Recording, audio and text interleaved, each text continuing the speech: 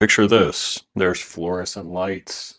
There are dry erase markers. There are whiteboards. There's me sketching 5 boxes on the whiteboard. Not a to-do list, but an operating system. This episode today is a recording of a lecture on Karl Weick and Kathleen Sutcliffe's high reliability organizations, which introduced it by asking a simple question with messy consequences. What would have changed if Washington Mutual had managed itself with the discipline of high reliability organization? Roadmap that I used in the room and what I will be sharing with you today. There's other elements like the time machine and the music today. You'll hear me talking though about Washington Mutual through the 5 principles of Weick and Sutcliffe, their preoccupation with failure, reluctance to simplify, sensitivity to operations, commitment to resilience, and the deference to expertise as the practical diagnostics of what it looks like when you're setting your organization up for longevity. Preoccupation with failure, not paranoia. Sustained curiosity about weak signals. The reluctance to simplify, not overly analyzing, actually just refusing to round off inconvenient edges. The sensitivity to operations means that your leaders know how the front line works. The last two are commitment to resilience, which asks, when the model buckles, how fast can we absorb that shock? Prepared. The deference to expertise, so the most relevant knowledge, those with expert power, rather than those with either official or referent power, lead the moment when it matters. So with Washington Mutual, you'll see each principle is like a test light on the dashboard. Subprime exposure without the what-if drill downs presents a dim preoccupation with failure as a bulb.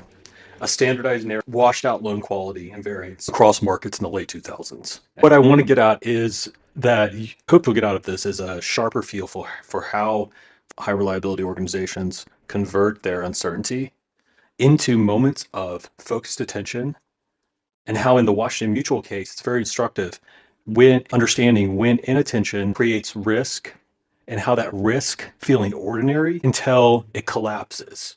And then the collapse, in retrospect, looks inevitable to those doing the observations after the fact. But it doesn't include all the people that are affected by these ports that were made leading up to it. Let's pull the first thread. What counts as a small failure when the small ones are the only ones that are going to arrive early? They're the only ones that you should be paying attention to. I've done previewing my main points, and let's move now into the actual lecture. Hope you enjoy it. I'll talk to you next week. Have you ever been curious about how a giant US bank could go belly up overnight? What if you knew that it was not just based on bad loans, but also on very bad habits and very decision making, specifically organizational habits? So today we're going to look at that by plunging into Managing the Unexpected by Weick and Sutcliffe and taking a closer look at how Washington Mutual, or WaMu, totally missed the memo and fumbled the unexpected. When people experience a discrepancy in their routine way of doing things, it triggers an interpretive process that, as we attempt to understand and make sense of the world, sense making focuses on the past to inform the future and to guide us in the present, and is born out of these discrepancies and conflicts that come from our interpretations, or what's called in sense making equivocality. Equivocality is basically in sense making the idea that there is a presence of multiple, often conflicting interpretations of the exact same episode, event, or situation. And when we face equivocality in a crisis scene, we should ask, according to Weick and Sutcliffe, what is the story here and what should I do now? Unexpected breakdowns occur frequently. Some are a major deal, many are not, but which ones are which? The answer to that question is unclear because we often go for the first explanation, as they point out in the chapter. That explanation transforms the unknown into the known, but it doesn't necessarily transform the unknown into something that's true or something that's the best answer for the moment. And that could be a major oversight for companies. The book dives into what we might refer to as the second explanation, which, despite its discomfort initially, can actually get you to something you can understand and work with within the practical reality of the moment. So the second explanation is really shaped from those processes that maintain a relentless focus on failure, on simplification, reluctance to simplification, on sensitivity and awareness of operations, on expertise, and also on your operations over on your options, keeping alternative options open. Structuring things around those five key areas are a rigorous approach to ensuring that dependable performance, at the very least, is realized within an organization. And so we can think of this work stemming from a pretty interesting body of research. I think it's interesting in a way that began with research on the cautious operational procedures that occur on aircraft, carrier flight decks, on the generation and transmission of electrical power, and in the management of aircraft at an en route air traffic control center. The ideas from this body of work originated with studies on the safe operations that occur in these contexts and the common problem that was faced by all three, which was that there were a million accidents waiting to happen, yet none of them did.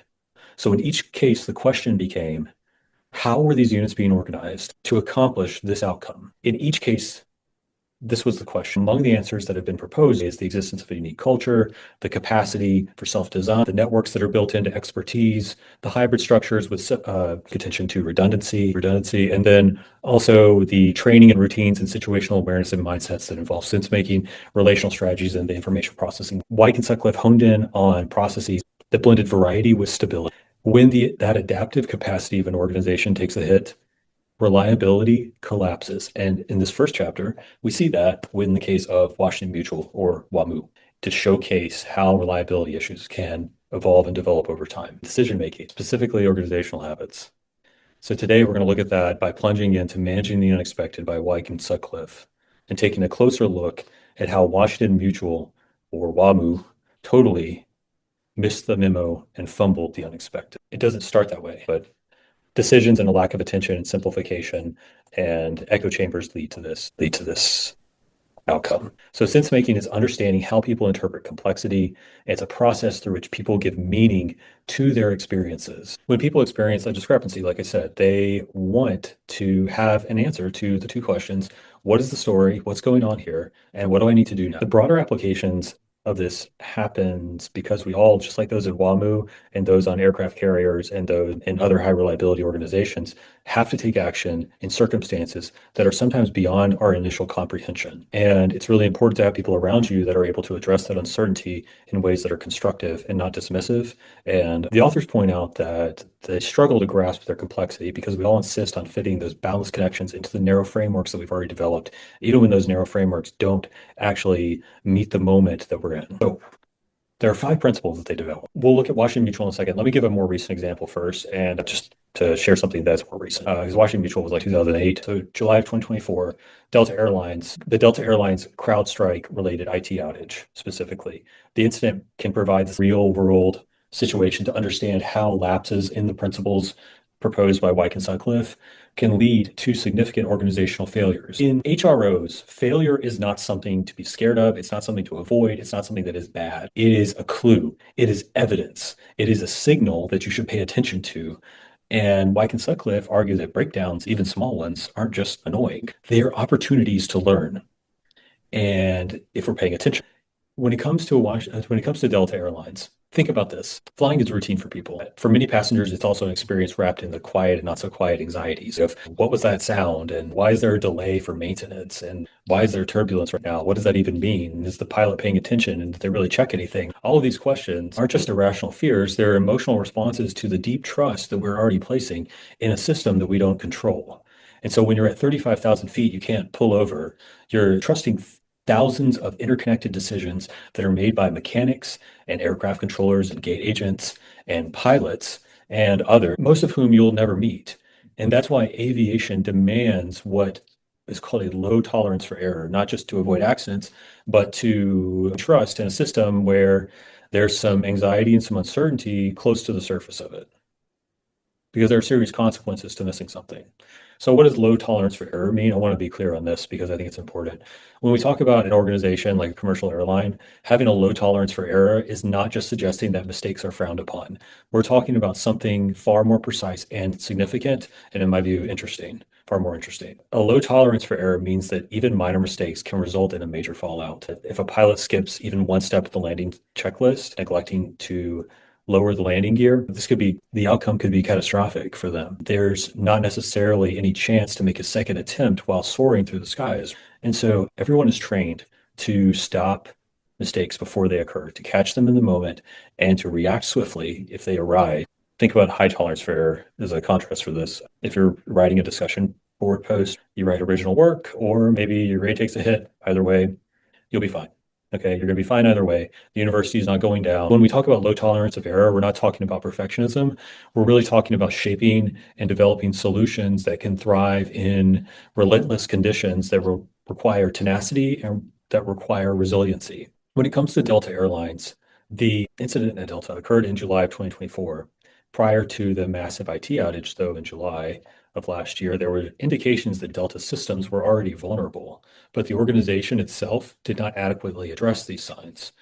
And when the faulty CrowdStrike update was deployed, it led to the cancellation of over 7,000 flights and affected approximately 1.3 million passengers. So they needed to have a preoccupation with failure, that they were vulnerable to disruptions, were not addressed. So they failed that one. Number two, a reluctance to simplify.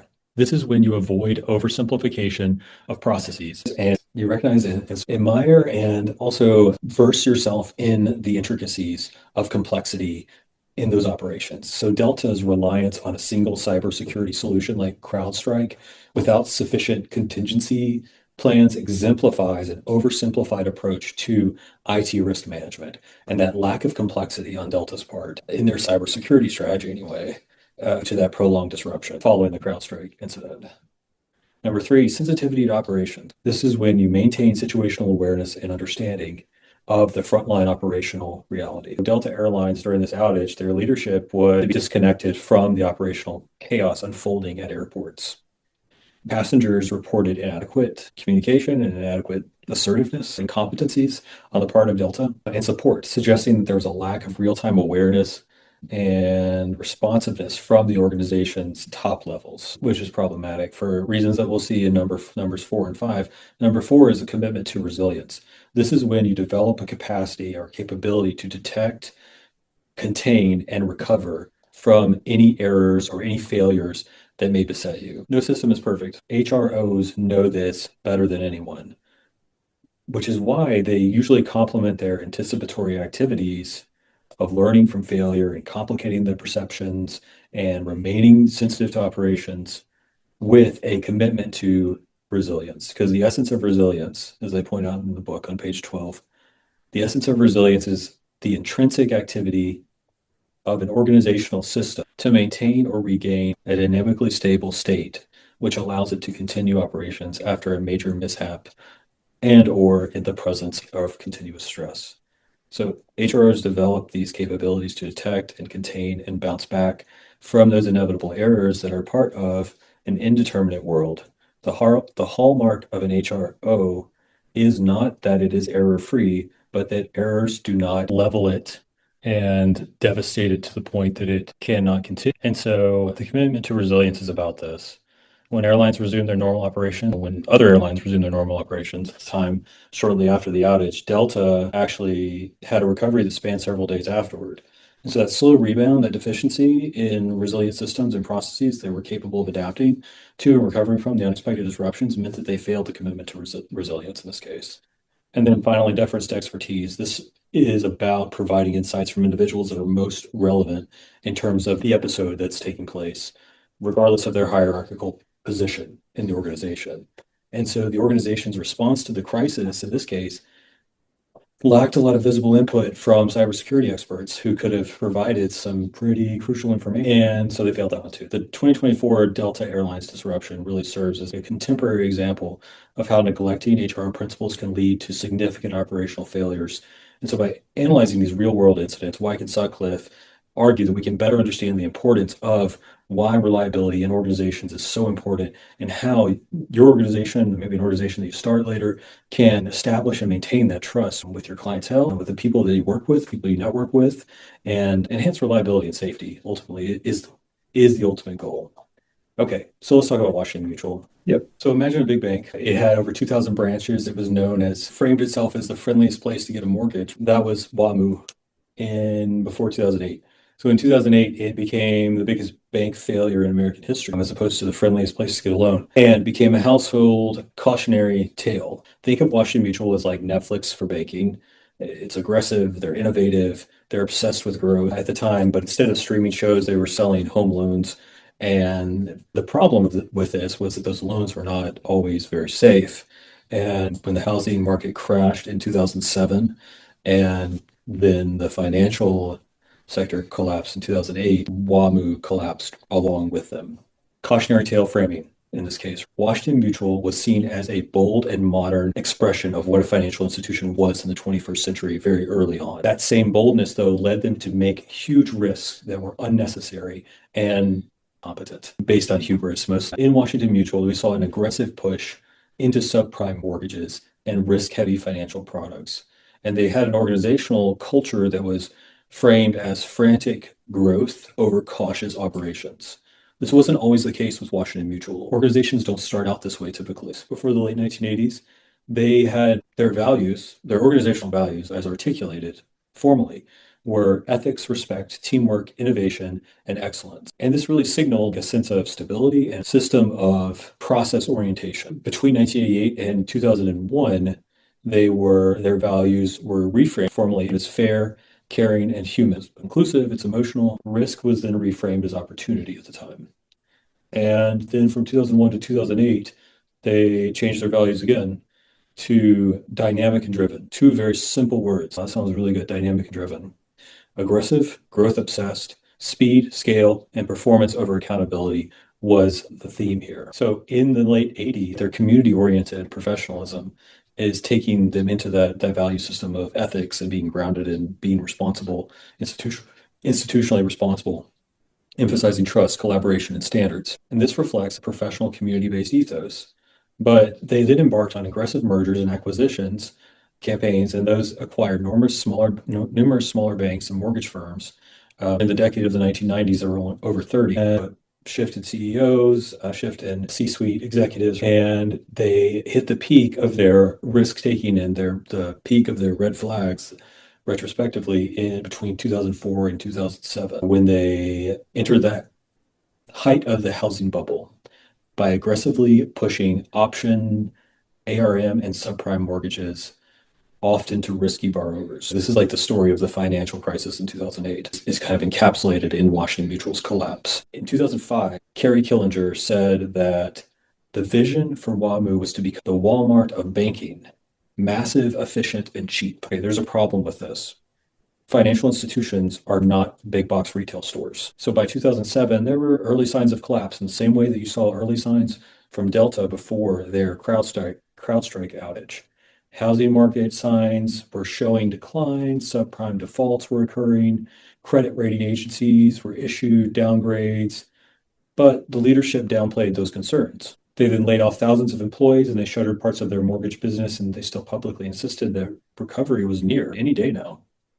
And by 2008, full collapse occurred. So the continued deterioration of their assets, the quality of their assets, and the federal regulators' increased scrutiny led to WaMu failing to secure a buyer of their institution. With $16 billion in deposits were withdrawn in 10 days, which was a classic bank run. And by September of 2008, WaMu was seized by the Office of Thrift Supervision, or OTS, and the Bush administration at the time signed the TARP bailout. JP Morgan ultimately acquired WaMu's assets for $1.9 billion, making this at the time the largest bank failure in US history. Staggering. They neglected a preoccupation with failure. There were repeated warnings about the unsustainable mortgage practices that were routinely ignored. This wasn't just negligence, it was that as well. It was also part of the organizational culture itself to ignore such warnings, to dismiss the internal dissent in the regulatory signals, and by isolating those people or pushing them out of the organization. And they had also, this is the next one, their second one, reluctance to simplify, they also failed at. Simple stories feel good, but complex realities are reality, and so they're real. WaMu oversimplified borrowers. They assumed everyone was the same, and it turns out that they are not. So this is a serious issue. These elementary narratives of success relied on overly optimistic forecasts about housing markets and leaders embracing limited perspectives, such as success equals growth, which is so simplistic. I think I might even cut out of this video. It's insulting, honestly. But anyway, that's another conversation. They're also disconnected from the frontline operations. They're detached from the daily operations of the loan approval realities. Sales-driven metrics clouded the operational judgment. So they're looking at the data that confirms a story of themselves that they have already told. But high reliability organizations stay close to the action. They have a sensitivity to operations. And the WaMu top execs were totally disconnected from the daily lending practices. And this also had serious consequences. Commitment to resilience. When things go wrong, high reliability organizations can bounce back. But for WaMu, there was no backup plan when the housing markets turned. They were unable to respond flexibly to external pressures. As a result of this, being resilience is really the art of bouncing back, or at least bending gracefully, right? When something happens. WaMu approached, though, volatility like a performer with no warm up, being overextended, being rigid, being unprepared for the landing. When the housing market began its descent, there were no adaptive systems in place, no organizational playbook for improvisation. Flexibility had been left behind in the deference to scale. And when the winds shifted, WaMu cracked where it should have flexed. So that's number four. They lacked the resilience. And number five, they had no deference to expertise at all. WaMu didn't suffer from a lack of experts. It suffered from leadership that didn't want to hear them. Risk analysts, compliance officers, regulators became background noise in a culture where authority clung tightly to title, but not competence. So deference was given to those who already spoke the language of growth. The idea growth is equals success and success equals good all the time, right? And don't ask any questions about that. So they defer to people who spoke language that implied growth, not caution. And so while people closest to the problems were sounding alarms before the public was sounding the alarm, before regulators were sounding the alarm, the boardroom just turned up the music and decided not to hear it. So top-down decision making overrode subject matter experts, and marketing and growth prospects took precedent over valid risk analysis. In a crisis, listen to experts. But WaMu's risk officers were shut out, literally. One was even excluded from board meetings for speaking what turned out to be the truth. Here's the thing. WaMu's story isn't just about banking. It's about leadership, or lack thereof. It's about culture. It's about paying attention to early warning signs. Whether you're in healthcare, whether you're in education, whether you're doing a startup, whether you are in any kind of large institution where there are serious consequences for the decisions that you're responsible for, ask yourself, are we catching small failures before they become problems? And when I bring those up, are people paying attention to it? Do we simplify too much just to stay comfortable? Are frontline voices heard and valued? And are we preparing for the worst?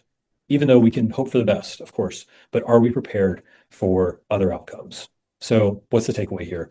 Organizations that ignore signals that are just warnings in the moment, that silence dissent, that chase growth and vibes and simplicity, aren't just making bad choices. They are setting themselves up for disaster. And if you want to build a resilient, high-performing organization, start by managing the unexpected. That gives you an introduction to Weick and Sutcliffe. This is a very applicable text. I hope some academic texts are not as applicable, and I try to pick ones that both get at the robustness of rigor in terms of research, as well as get at the real-world application, because this stuff can make a big difference.